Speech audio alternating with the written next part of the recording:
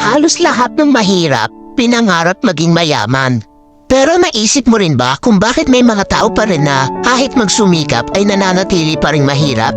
Dahil kailangan talaga ng mahirap sa lipunan. Isipin mo kung lahat ng tao ay mayaman na, sa tingin mo ba may mga construction worker pa na magtitiis sa initan para lang kumita?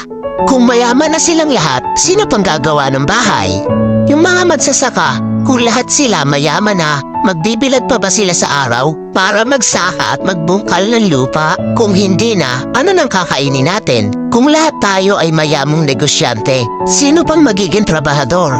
Mas marami mang mahirap sa lipunan, pero sa totoo lang, sila ang higit na kapakipakinabang. Bakit? Dahil mas marami silang alam na trabaho na pinakikinabangan ng mayayaman. Tulad ng isang kumpanya, hindi iyon magiging maunlad kung walang mga empleyado.